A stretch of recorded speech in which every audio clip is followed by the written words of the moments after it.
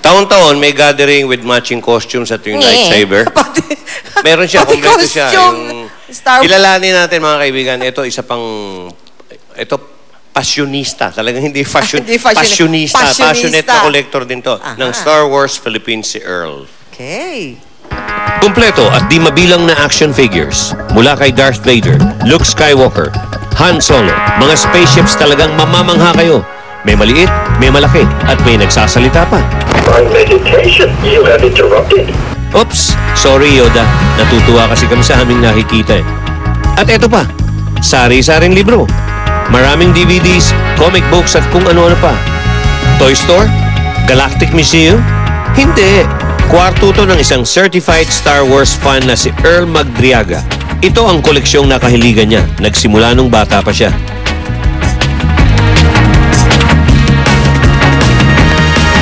Nung bata pa ako nag-start yun, una ko napanood, na-hook na ako. Basically, I grew up with Star Wars. Na love at first sight siya nung una mapanood ang Star Wars. Yung first movie ko, napanood sa theaters, yung Return of the Jedi. Nung time na yun, parang walang makapantay sa Star Wars kasi masyado akong impressed. Nung bata ka, pag nakikita mo yung mga special effects and stuff, kaya parang masyado akong wow. Magmula nga noon, nagsimula na siyang mangolekta ng mga bagay na tungkol sa Star Wars. Kung ano ang nasa pelikula, libro o comic book, asahan nyo, meron siya. Maganda sa Star Wars, maliit sila, madaling itago. At saka hindi naman ako nagsasawa kasi gusto ko sila nakikita na kakasama silang nakatayo dyan. Maganda tignan nyo. Mapamaskara man niya ni Darth Vader. O Jedi na lightsaber. At sa sobrang hilig niya, kung saan-saan siya nakakarating. Para lang mabili ang mga ito. Aside from the States, Hong Kong, ganyan. Yung mga iba online, yung mga iba dito, yung mga specialty shops. Ito ang estatwa ni Darth Vader. Bilili niya pa sa Star Wars Convention sa Amerika eh. Kasi limited lang, siguro mga around 3,000 lang yata ang produce worldwide. Around 20. I gotta have this. Tulad ng ibang kolektor, organized ang pagkaka-display niya. Meron siyang isang place sa original trilogy, tapos naka-separate yung prequels, yung mga hindi ko pa binubuksan, yung mga carded figures. Sa sobrang dami na ng naipon niya, may isa pa siyang kwarto. Mga Star Wars na Lego. Nandito. Dagdag niyo pa ang Star Wars Monopoly na to.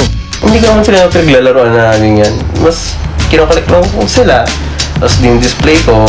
Gusto ko yung fulfillment na yung pag na-complete may isang line na okay, solved. Para kay Earl, mahal man ang halaga ng mga ito, kakaibang feeling naman ang nararamdaman niya pag ito'y nakadisplay na. Siyempre, mawawala ba naman ang mga original at complete copy niya ng Star Wars na pelikula? Kahit ilang beses na niyang napanood, parang first time pa rin ang feeling niya. Pinapanood ko ulit, parang imagine ko yung time na sa first time ko napanood sa loob ng sinehan. Parang nire-relieve ko na lang yung moment na enjoy ko pa rin siya. Okay.